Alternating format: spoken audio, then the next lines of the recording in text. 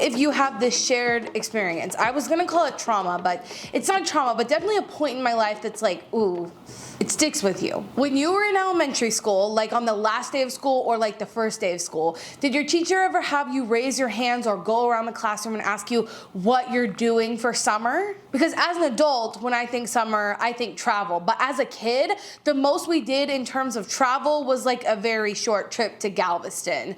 And if you've ever been to Galveston, you know why that's really not an ideal place to spend your break or vacation or summer in general. Point being, I definitely associate summer with travel because it's when kids are out of school and when most people go on their family vacations. But it feels a little weird to talk about a lot of those things amidst a lot of the media coverage that Kylie Jenner has been getting, you know, about her like 3-minute private jet flights. It feels like a weird time to talk about how we can be a little bit better when it comes to summer essentials and those sort of things, but regardless, that's what we're gonna talk about today, okay?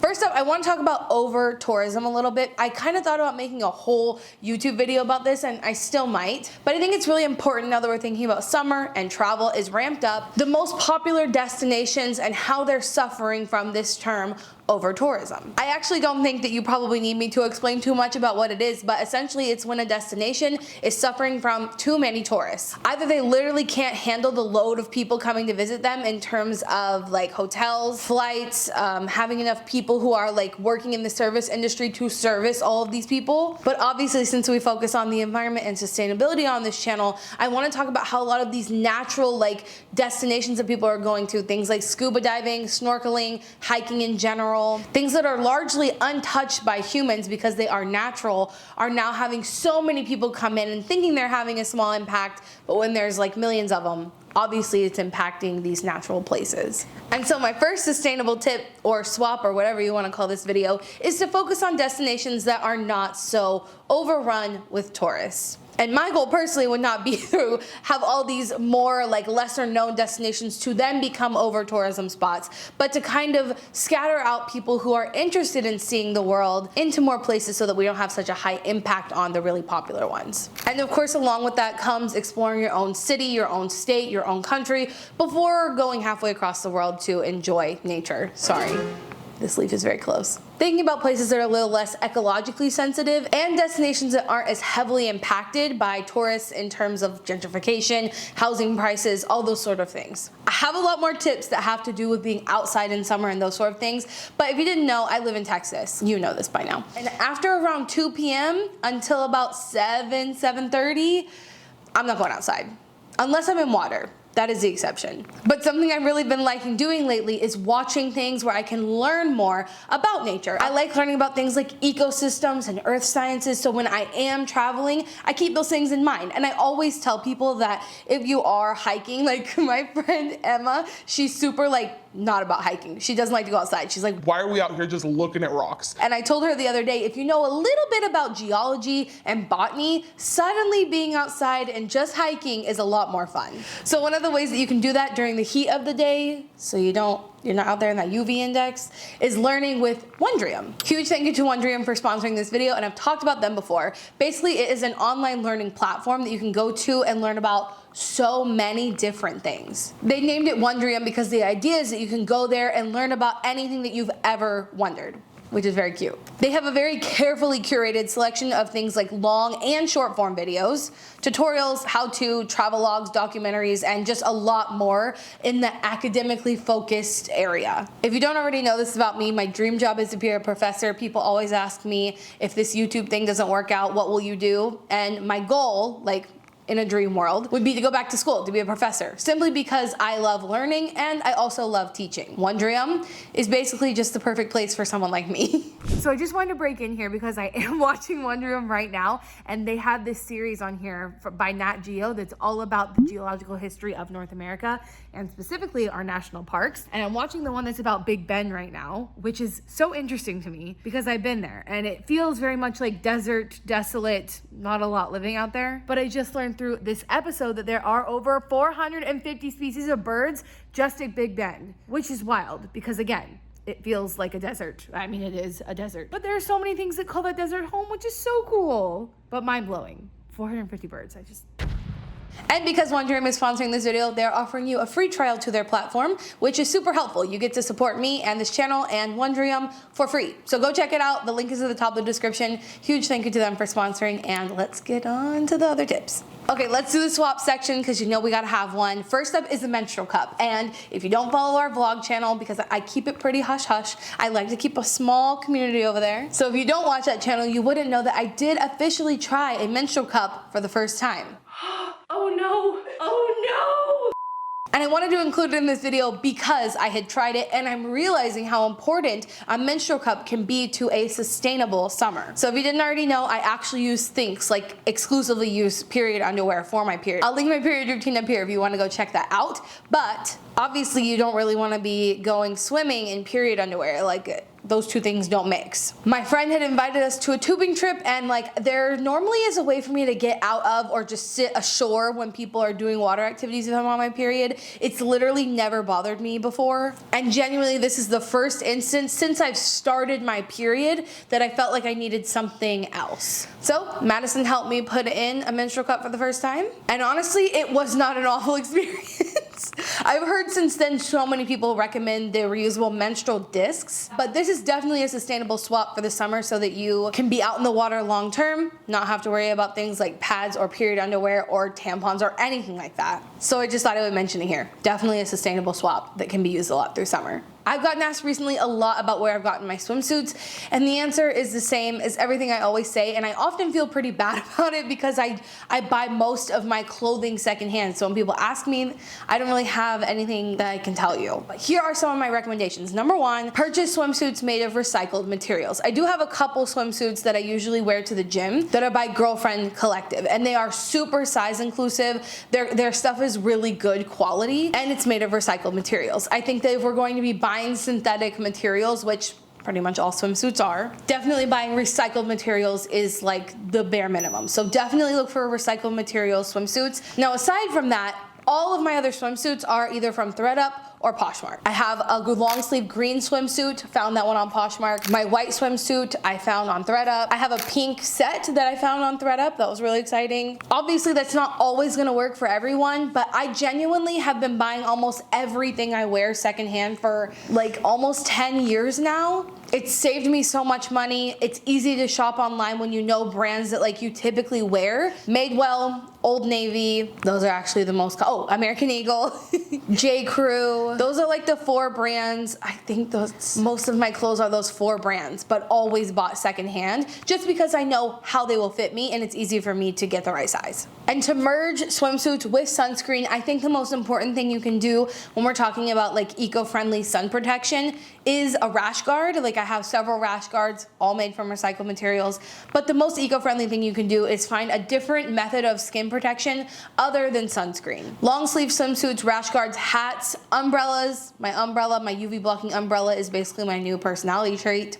And I do have a guide on my website to reef safe sunscreens. I'll link it below. Honestly, the problem with reef safe is 2 things. On one hand, you can put the reef safe logo on anything, even chemicals that have been found to be questionable for reefs. Even if you have those ingredients, you can put the reef safe sticker on it. No one regulates the term reef safe. Same thing with like biodegradable. And on the other hand, a lot of the studies that have found that sunscreen has heavy impacts on coral reefs is a little bit spotty. Like the way that they conduct these studies isn't really conducive to the natural environment. There are some exceptions, like when you're going to be snorkeling in a coral reef, especially in a bay, these sort of things. Basically what I have deduced from many different studies and other scientists' input is that ocean warming is having a much harsher impact on our coral reefs than sunscreen does. But if you are actually like going to the beach, please at least choose a reef safe sunscreen. My personal favorite right now is, I think it's called Little Hands. I always want to say like More Hands, but I think it's Little Hands. It's made in Hawaii, it's plastic free, it's reef safe, and it goes on like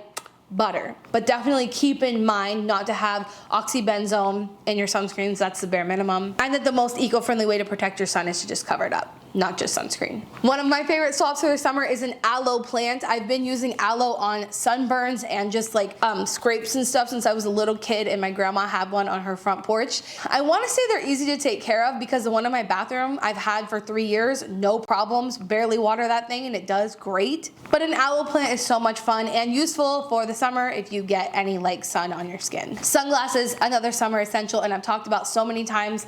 Well, I don't have them with me right now, but the ones that I use on like a daily basis are by Pila. I also recently got some from the Real, which is a great option for high quality sunglasses but at a super discounted price. Okabashi sandals are definitely my recommendation for summer for things like beach or lake or anytime when you're gonna be around water, actually, yeah. Okabashi is a super sustainable brand with ethical manufacturing. They use recycled materials. They have a take back program where they turn your old worn out shoes into new shoes. But more than anything, I love that Okabashis are like, they don't have that, you know, a flip flop where it has like the thong of the flip flop and then it goes down into the shoe and that part always pulls out and they fall apart. Okabashis don't have that, so they are much higher quality and will last you much longer. A water bottle is obviously super important, so I usually keep a insulated one to keep my water cold, but let me show you what I bring also with that. Madison and I are headed to an outdoor date tonight, so I have this prepped in the fridge. Big jugs of water are how people existed before single-use plastic bottles existed, and this is a good solution. I picked this up at the thrift store, literally. It's just this giant bottle. But staying hydrated outdoors is really important, so a reusable water bottle. And personally, my new favorite swap this summer is my fanny pack that I've been wearing like a crossbody. I bought it for a recent trip, fully intending to put it around my waist, and then I found out that they're actually trendy, and I started wearing it the trendy way. Regardless, so many women's clothes are made without pockets, but I still need my sunscreen, my phone, my keys, like, you know, the essentials. If you're someone who is feminine presenting and your clothes don't have fucking pockets, fanny pack for the win. Okay, moving out of the swaps. Pick up trash. It's a very simple thing, but if you're trying to have a sustainable summer, it's one of my favorite activities. My mom recently rented a beach house on a questionable beach. If you don't, let me show you this TikTok. I wanna go home.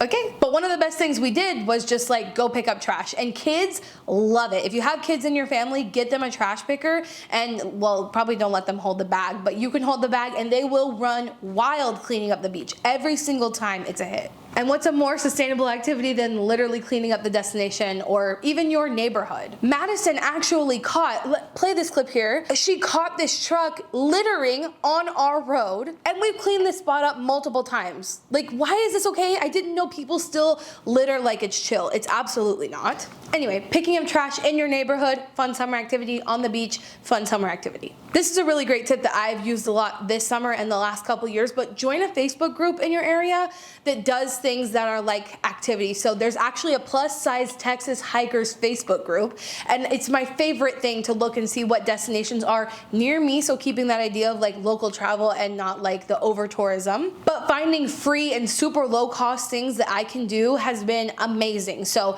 if you're looking for sustainable like things to do, join a Facebook group.